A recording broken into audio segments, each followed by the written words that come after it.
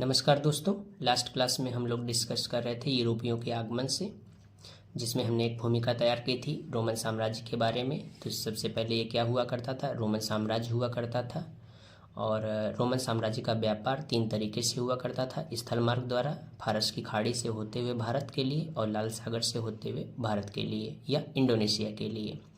लेकिन जब रोमन साम्राज्य विखंडित हो गया तो ये पूर्वी रोमन साम्राज्य कहलाया, ये पश्चिमी रोमन साम्राज्य कहलाया। पश्चिमी रोमन साम्राज्य की राजधानी रोम हुआ करती थी और पूर्वी रोमन साम्राज्य की राजधानी कुस्तुनतुनिया हुआ करती थी। अब पूरी तरीके से पश्चिमी रोमन साम्राज्य का व्यापार बाधित हो गया। साउथ ईस्ट एशिया के लिए सिर्फ एक रास्ता बचा हुआ था, रेड सागर वाला। लेकिन ऑटोमन तुर्कों ने जब इस पर आक्रमण किया तो कुस्तुनतुनिया इसके अंडर में आ गया और लाल सागर वाला रास्ता भी समाप्त हो गया। फिर एक दौर शुरू हुआ भौगोलिक खोजों का। भौगोलिक खोजों का तात्पर्य है भारत के लिए रास्ते की खोज। तो विज्ञान की दुनिया में अग्रणी देश कौन सा हुआ करता था, पुर्तगाल और स्पेन।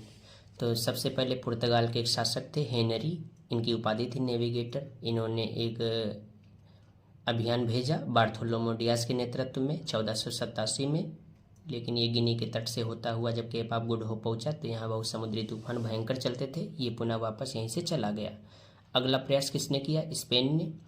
इसने अपने यहाँ वेनिस के निवासी थे इटली के कोलंबस, जिन्होंने कई सारी यात्राएं भी की थी, उनको भेजा। लेकिन वो रास्ता भटक गए और नई दुनिया की खोज कर दी जाकर 1492 में। फिर से पुर्तगाल ने ही पुनः एक अभियान भेजा, किसके नेतृत्व में, वास्को डी गामा के नेतृत्व में 1497 में। ये पहुंचा फिर से वहीं केप ऑफ गुड होप और यहाँ गुजरात का पथ प्रदर्शक एक मिला अब्दुल मनीक, उसकी सहायता से ये कालीकट। यहाँ के शासक कौन थे, जमोरिन। 17 मई 1498 को पहुंचा। तो भारत के लिए समुद्री रास्ते की खोज किसने की, वास्को डी गामा ने। इसी के आगे हम बढ़ने जा रहे हैं। तो समुद्र के रास्ते आने का हम क्रम पढ़ने जा रहे हैं। समुद्र के रास्ते आने का क्रम। तो सबसे पहला अभियान किसने किया था, प्रथम अभियान, ये असफल अभियान था 1487 में, बार्थोलोमो डियास। शासक कौन थे, सर डॉन हेनरिक।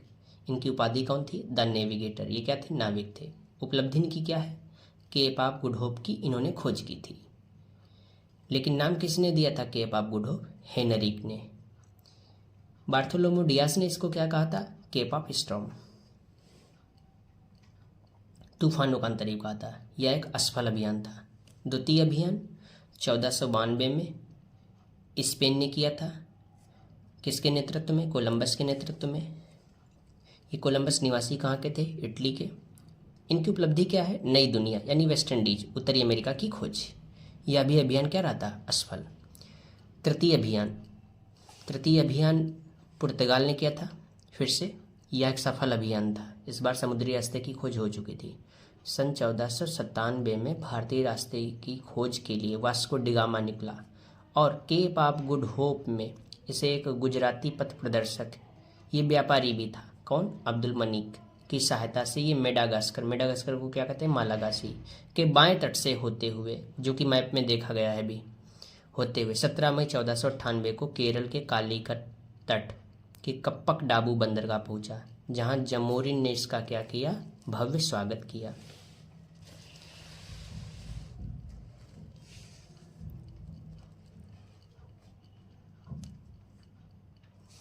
एक नोट है, 1453 से लेकर के जब कुस्तुनतुनिया पर ऑटोमन ने आक्रमण किया था, और फिर जब खोज हुई तब कब हुई, 1498 में, तब तक के लिए। तो 1453 से लेकर के 1498 तक एशिया के अधिकांश व्यापार पर किसका अधिकार था, अरबों एवं मिस्र का एकाधिकार था। तो पुर्तगालियों का जरा ध्यान दीजिएगा, पुर्तगालियों का प्रारंभिक लक्ष्य क्या था। तो प्रारंभिक लक्ष्य था मसाला व्यापार पर एकाधिकार जमाना। दूसरा क्या था, ईसाई धर्म का प्रचार करना। उत्तरवर्ती लक्ष्य क्या था, ये तो प्रारंभिक लक्ष्य था, यानी बाद का जो ये लोग करना चाहते थे। तो पूर्वी जगत का मतलब साउथ ईस्ट एशिया और यूरोप के मध्य संपूर्ण व्यापार पर अधिकार करना। कोई बिचौलिया नहीं होना चाहिए, पूर्णतः हमारा अधिकार होना चाहिए। अगला द्वितीय अभियान नेतृत्व कौन कर रहा था? Pedro Alvares Cabral. ये एक सैन्य कमांडर था, साथ ही नाविक भी था। इस समय राजा कौन था? तो यूरोप का राजा था मैनुअल फर्स्ट। इसकी उपलब्धि देखिएगा, जो कि शायद अभी तक आप नहीं पढ़े होंगे। ये पुर्तगाल से चला 1500 ईस्वी में, और ये सबसे पहले पहुंचा ब्राज़ील। तो ब्राज़ील की खोज किसने की थी? पेड्रो अल्ब्रेस कैब्राल ने। यहाँ से होते हुए चला। अच्छा, अपने साथ 13 जहाजी बेड़ा लेकर के चला था। तो ब्राज़ील से होता हुआ चला, तो यहाँ केप ऑफ गुड होप पहुँचा। तो 13 जहाज़ों में से 4 जहाज़ इसके यहीं तूफानों में फंस करके नष्ट हो गए। अब केप ऑफ गुड होप होते हुए जब ये आगे चला, तो यहीं पर अगले मैं चित्र में दिखाता हूँ। यहाँ पर है एक सोफाला द्वीप, यहाँ पर मेडागास्कर पर सोफाला द्वीप पर 3 जहाज़ रुक गए थे। और फिर जब 3 जहाज़ रुके तो यहाँ 4 समाप्त हो गए, 3 यहाँ रुक गए सोफाला द्वीप पर। फिर बचे कितने? 6 जहाज़ों को लेकर के आगे जैसे ही बढ़ा, तो जब यहाँ अरब सागर में पहुँचा, तो अरबवासी यानी अरब व्यापारी, इनसे युद्ध हुआ पेड्रो अल्ब्रेस कैब्राल से, और भयंकर हानि हुई पेड्रो अल्ब्रेस कैब्राल की भी और अरब वालों की भी। लेकिन हुआ क्या? पेड्रो अल्ब्रेस कैब्राल ने यहाँ कई सारे जहाज इनके जला दिए, और एक जहाज को लूट करके ये धीरे धीरे आगे बढ़ा। कहाँ पहुँचा? कालीकट ये पहुँचा।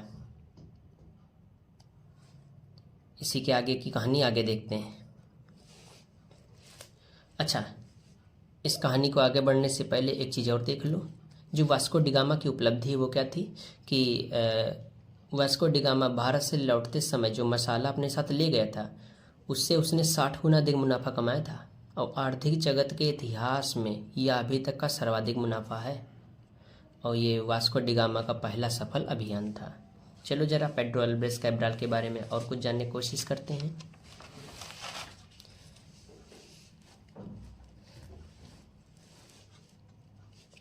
तो पेड्रो अल्ब्रेस कैब्राल ने बंदरगाह से एक अरबी जहाज़ पकड़कर जमूरिन को भेंट किया। यहाँ बंदरगाह से ना होकर के क्या रहेगा? अरबों से एक जहाजी बेड़ा लूटा, और उसको पकड़ के किसको दे दिया? जमूरिन को दिया।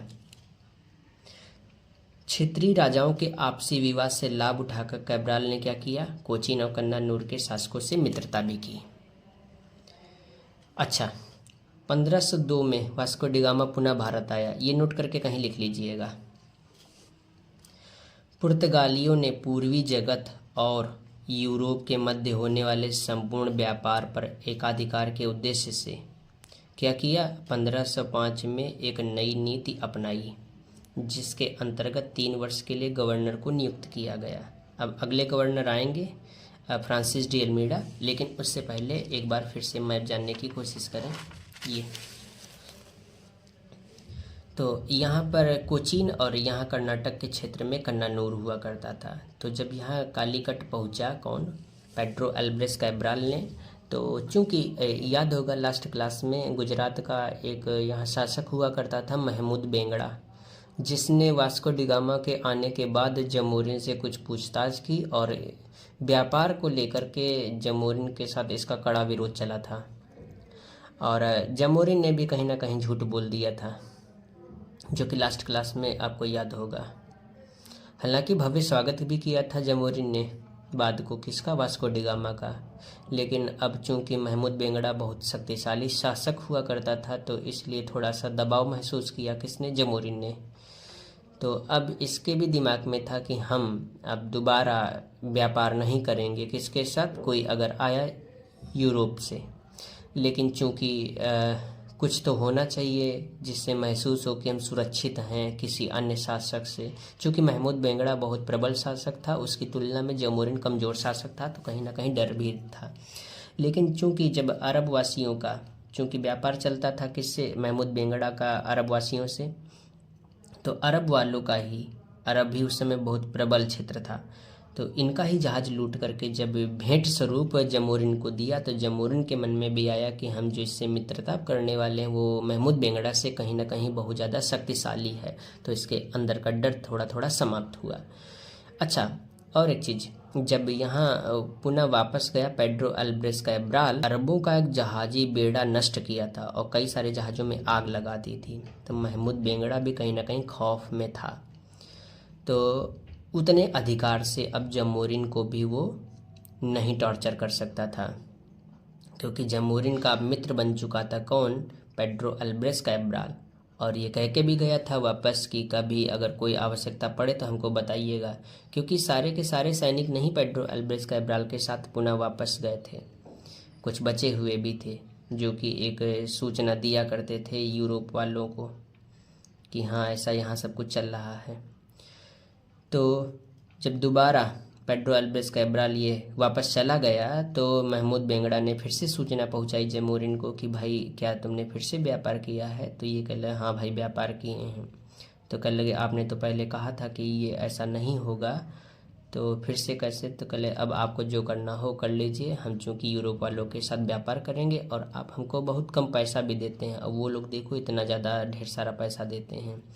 तो कहीं ना कहीं यूरोपियों के दबाव से अब महमूद बेंगड़ा भी जमोरिन पे ज़्यादा टॉर्चर नहीं कर पाया।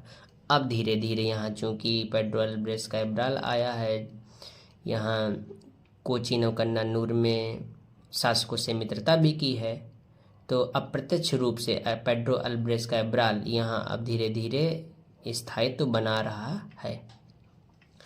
अब ये बार बार ऐसे तो चल नहीं पाएगा कि कोई व्यापारी आया और पुनः वापस चला गया। अब कोई ऐसा शासक आए गवर्नर बन करके जो यहाँ कई सारी कोठियों का निर्माण करे, यानी व्यापारिक केंद्रों का निर्माण करे, जिससे ये बार बार आना जाना ना लगा रहे। और जब यहाँ व्यापारिक कोठियाँ रहेंगी तो सैनिक टुकड़ियाँ भी रहेंगी जो खुद की फैक्ट्रियों की सहायता के लिए होंगी। एक तरीके से इनका उत्तरवर्ती जो लक्ष्य था पूर्वी जगत और यूरोप के मध्य संपूर्ण व्यापार पर एकाधी करना, साथ साथ ये प्रत्यक्ष रूप से दिख रहा था कि हमको ये करना है, लेकिन अप्रत्यक्ष रूप से भारत के कई सारे ठिकानों पर शासन करना भी इनका एक उद्देश्य है। तो अगला जो हमारा आएगा तो ये लास्ट लाइन आप लोगों ने देखी होगी कि पुर्तगालियों ने पूर्वी जगत और यूरोप के मध्य होने वाले संपूर्ण व्यापार पर एकाधिकार के उद्देश्य से 1505 में एक नई नीति अपनाई। अच्छा, ये नीति क्या थी कि अब हम लोग बार बार यहाँ नहीं जाया करेंगे सिर्फ व्यापार के उद्देश्य से, यहाँ जिसके अंतर्गत 3 वर्ष के लिए गवर्नर को नियुक्त किया गया। यहाँ एक गवर्नर रहेगा, एक गवर्निंग बॉडी रहेगी जो यहाँ फैक्ट्रियों का निर्माण करेगी और पूर्णतया अधिकारी क्षेत्र में होगी और आराम से इसका व्यापार करेंगे और साथ साथ पूर्वी जगत के संपूर्ण व्यापार पर एकाधिकार जमाने की कोशिश करेंगे। इसके लिए इनको क्षेत्रीय राजाओं की सहायता लेनी पड़ेगी और कई सारे युद्ध भी करने पड़ेंगे। तो पहला जो शासक बन के आया, गवर्नर बन के आया, जिसका नाम था फ्रांसिस डी अल्मीडा। ये भारत का क्या था? पहला पुर्तगाली गवर्नर था। इसका प्रमुख अच्छा उद्देश्य क्या था? तो मसाला व्यापार को पूर्णतया पुर्तगाली नियंत्रण में लाना। दूसरा उद्देश्य पूर्वी अफ्रीका और भारतीय तटों पर व्यापारिक कोठियों का निर्माण करना और स्थानीय शासकों के साथ मैत्रीपूर्ण व्यवहार करना। देखिएगा चित्र में, ये भी चित्र बड़ी मुश्किल से ही आप पाते होंगे, बहुत रेयर केस में ये सब पढ़ाया जाता है। तो जब ये फ्रांसिस डी अल्मीडा चला तो ये 22 जहाज लेकर के चला और 1500 सैनिक लेकर के चला। उस समय भी पुर्तगाल का शासक कौन हुआ करता था? मैनुअल प्रथम हुआ करता था। तो ये सबसे पहले कहाँ गया? केप वर्डे द्वीप गया। केप वर्डे द्वीप से होता हुआ ये केप ऑफ गुड होप गया और केप ऑफ गुड होप से ये गया सोफाला द्वीप और यहाँ आक्रमण किया और अपने अंडर में लिया। उसके बाद सोफाला द्वीप से ये किलवा गया, अफ्रीका का एक क्षेत्र पड़ता है बंदरगाह, इस पर भी आक्रमण किया और ये विजित कर लिया। उसके बाद ये मोम्बासा गया, मोम्बासा पर भी फ्रांसिस डी अल्मीडा आक्रमण किया और विजयी हुआ। उसके बाद सीधे से कहाँ गया? कालीकट। अभी आगे चल के बताएंगे कि यहाँ अब क्या होगा, लेकिन उससे पहले देखो यहाँ बहुत कुछ होगा। लेकिन कालीकट से जब ये वापस आएगा तो सबसे पहले कहाँ आएगा? सोफाला द्वीप आएगा और सोफाला द्वीप से होते हुए फिर से केप ऑफ गुड होप आएगा। लेकिन केप ऑफ गुड होप चूँकि देखो यहाँ जब केप वर्डे द्वीप से केप ऑफ गुड होप गया था तो यहाँ भी युद्ध हुआ था। तो युद्ध होने के बाद ये जब विजयी हुआ, आगे बढ़ा, तो यहाँ के जो शासक थे उनको बहुत ज़्यादा अपमानित भी किया था, कई सारे जनधन की हानि भी हुई थी। तो ये फिराक में थे कि अगर कोई वापस पुनः ये आया तो फिर हम इससे बदला लेंगे। तो एक स्थानीय युद्ध हुआ, जब वापस आया तो यहीं पर अल्मीड़ा की मृत्यु भी हो गई। तो फ्रांसिस डी अल्मीड़ा पहला पुर्तगाली गवर्नर तो था जो कि भारत आया, लेकिन ये पुनः वापस यूरोप कभी नहीं पहुंच पाया, क्योंकि इसकी मृत्यु कहाँ हो गई थी? केप ऑफ गुड होप में। शायद ये अभी तक आप नहीं जानते होंगे या नहीं पढ़ाया गया होगा। ठीक है, तो ये तो मृत्यु हो गई, लेकिन अभी चूंकि कालीकट पहुंचा है, उसके बाद बहुत दिनों बाद वापस आएगा ना, तो 1509 में वापस आएगा। ये सब चौल वौल का युद्ध अभी होगा। तो अभी हम बताएंगे अगली क्लास में कि ये भारत में अब क्या होने वाला है, क्या ब्लू वाटर पॉलिसी है, शांति जल की नीति, यहाँ कैसे चौल का युद्ध हुआ, कैसे मिस्र, अरब और यहाँ गुजरात के तीनों शासकों ने मिल करके आपस में युद्ध किया। चौल का युद्ध 1508 में पहली बार तो हरा दिया, फ्रांसिस जी अल्मीड़ा का बेटा भी यहीं मरा था। उसके बाद 1509 में पुनः अल्मीड़ा जीत गया था। इसकी सारी कहानी होगी अगले वीडियो में। तो भारत में अल्मीड़ा का क्या रोल होगा यहाँ पर, और इसके साथ क्या क्या होने वाला है, अन्य शासक क्या क्या करने वाले हैं, क्योंकि अभी तक जो व्यापार करके चला गया था तो महमूद बेंगड़ा एक बार बर्दाश्त कर लिया था, लेकिन अब तो ये गवर्नर जनरल बन के आया है 3 साल के लिए और पूर्णतया एकाधिकार करने वाला है। तो कहीं ना कहीं जो अरब और मिस्र और गुजरात ये जो व्यापारिक एकाधिकार बनाए रखे हैं, इनका कहीं ना कहीं नष्ट होने वाला है। तो फिर अल्मीड़ा से युद्ध तो होगा ही होगा, और पहले युद्ध में तो ये जीते भी हैं। पूरी कहानी करेंगे अगली क्लास में। क्लास कैसी लगी कमेंट करके ज़रूर बताइएगा, और हो सके तो आप वीडियो को शेयर भी कर दिया करें, क्योंकि आपका सहयोग ही हमारा साथ होगा। क्योंकि जब आपका सहयोग होगा तो हम भी साथ में होंगे, और जब आप साथ में होंगे तो हमारा भी सहयोग होगा। तो चूँकि तालियां दोनों हाथों से बजती हैं, इसलिए आप इस वीडियो को शेयर ज़रूर करेंगे। तब तक के लिए रखते हैं। भारत में क्या होगा क्या नहीं होगा वो हमें नेक्स्ट क्लास में पता चलेगा। तब तक के लिए धन्यवाद।